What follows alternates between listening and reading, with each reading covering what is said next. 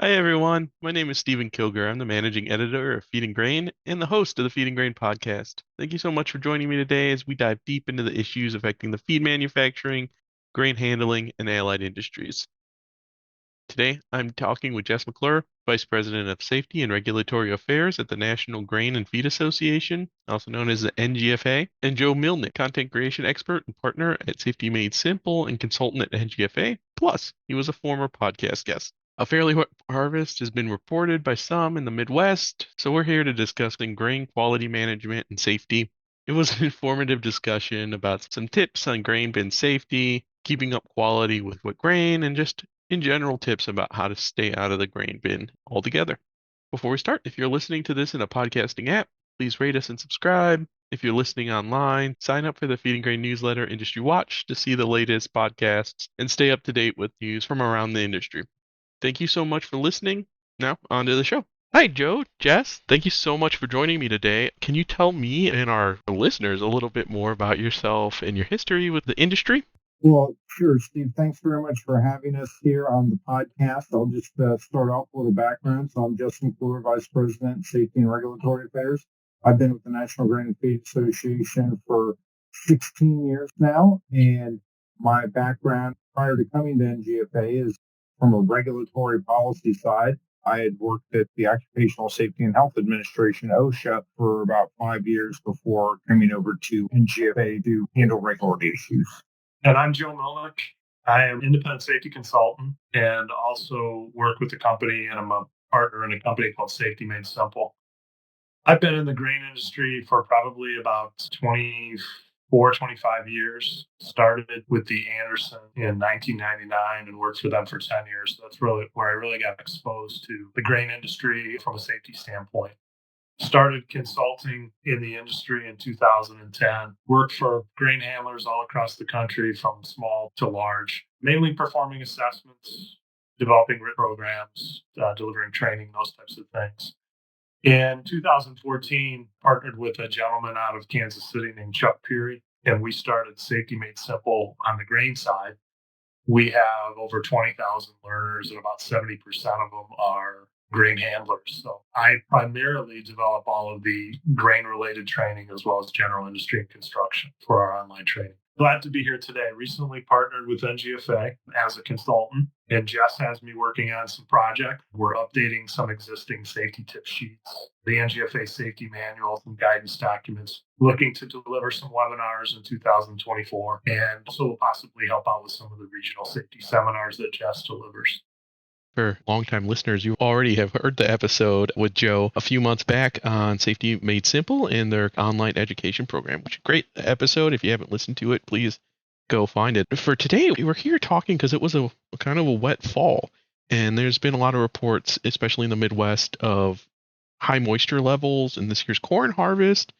So can you guys kind of give us an overview on the current situation that you guys are finding when it comes to high moisture level in the corn harvest this year?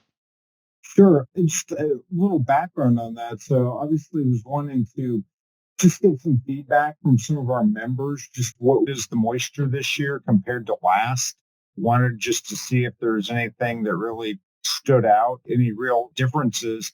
And what I heard back is that, and this is, and I would say this is anecdotal, right? This isn't a true representative sample, but I think it really puts it into perspective.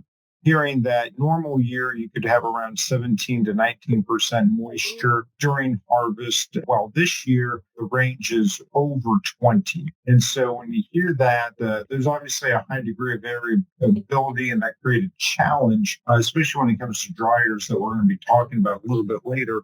When you start hearing that the moisture is over 20 to 25 in that range, that raises an antenna of concern. And I think it all gets back to what happened in 2009.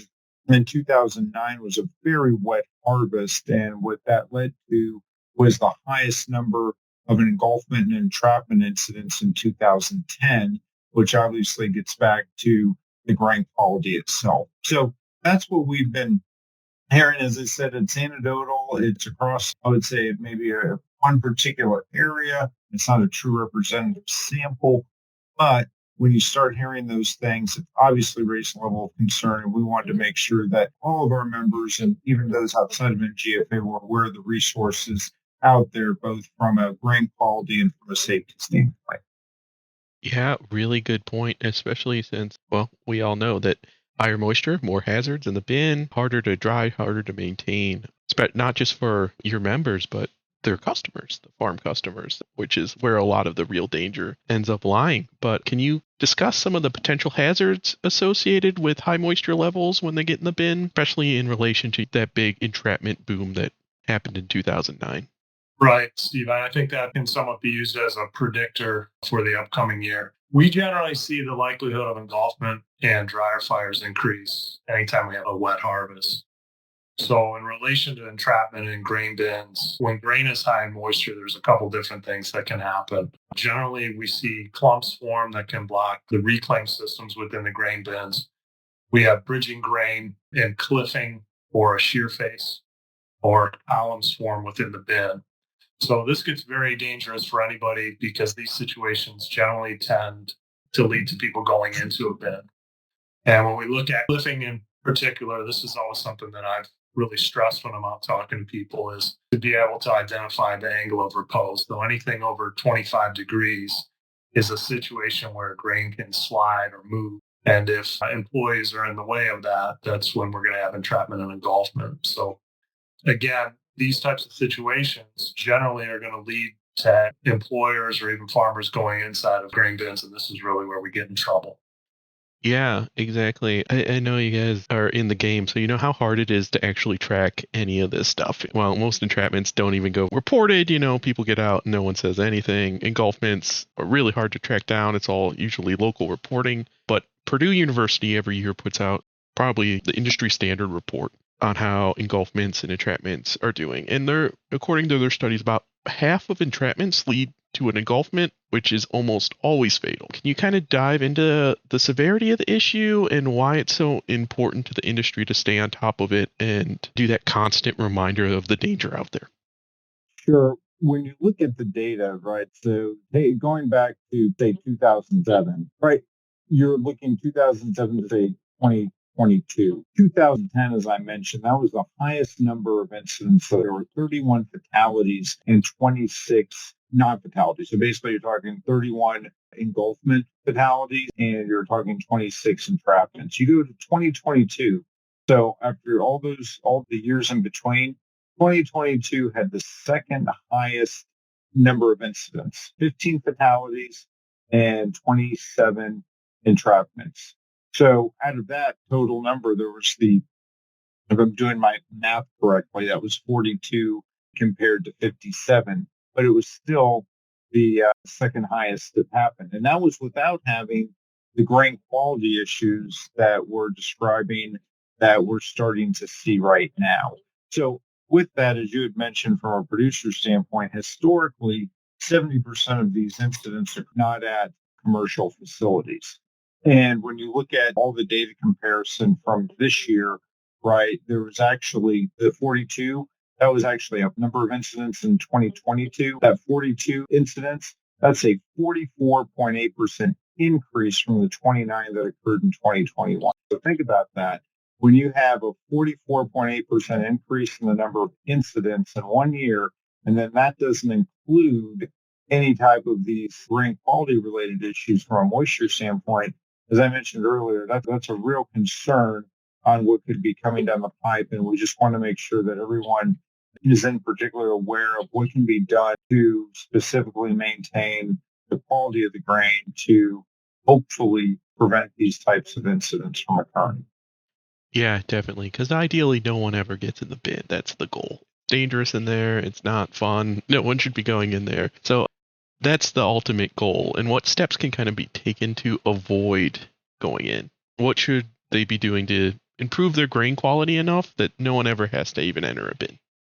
Yeah. First off, Steve, I like the way you framed the question because normally I think Jess and I would probably get asked the question of how do we make sure that our people are safe when they do go into the bin, and we forget about taking the time to really identify ways to eliminate going into the bin altogether. Nobody goes in, nobody gets hurt, nobody gets killed. So we want to try to eliminate the need for entry. So knowing that grain quality has a direct relationship with engulfment, that's really a lot of times when we look at these incidents, that's going to be the root cause. So we can address moisture content through grain drying and effective aeration practices as well. And there's a number of different best practices, and a lot of what I'm going to talk about here real quickly comes right from a safety tip sheet from NGFA. So very important. We're well into harvest, or some have already finished up in my area here in Ohio. But prior to these periods where we're going to fill bins, that we make sure that we remove any residual grain and make sure that all insect infestations addressed at that time. So those are a couple things right off the bat. People can also use screeners to clean corn and soybeans. This will reduce foreign material and broken kernels. Coring bins or repetitive coring is also an important strategy that people can use. So when we think about filling a grain bin, we generally fill from the center, and we're going to have a core from the top of the grain surface all the way to the reclaim sump. And that core a lot of times is made up of broken kernels, foreign material, and fines, and it gets packed in there. So that can form columns and things of that nature, but it also can be an obstruction when we're trying to move airflow through there with fans and things of that nature. So coring is an important thing. I think there's a lot of information out there. I know Iowa State has some kind of how-tos on coring bins and those types of things. CO2 monitoring is also effective. Whenever we have corn or any commodity that's high in moisture, CO2 is really the gas that's formed that tells us, hey, something's going on in here. CO2 consequently as well in grain storage bins, when it builds up, it can displace oxygen. So if people have to go in, it's one of the reasons why using aeration and testing the air for oxygen prior to going in is very important. Controlling grain storage temperature through aeration, as I mentioned, it's also important to monitor moisture and temperature are the two things that are real important here. So monitoring through the use of temperature cables. And some of the newer temperature cables I've been reading about have humidity or moisture sensors on them as well, which can be helpful. But these generally are tied into a PLC, so you can monitor all your grain temperatures from the convenience of an office, those types of things. Sampling grain, and if we don't have some of the technology available, the good old sense of smell is still an effective way to identify poor grain. It has a distinct odor to it. If you've ever smelled it, you won't forget it. So those are some of the best practices that we can use to really try to reduce the likelihood, or maybe eliminate the likelihood, that somebody has to go into a bin. Yeah, and people forget about that respiratory danger, don't they, when they're going into a bin? Hi, everyone. Steven here. Just popping up real quick to tell you that Jess, Joe, and I continue to talk about dryer safety and maintenance, along with NGFA's safety efforts, in a second podcast. Look for a link in the description to take you right there, or it can be found at feedinggrain.com/expert-insights/podcasts. Thank you so much for listening, and I'll see you next time.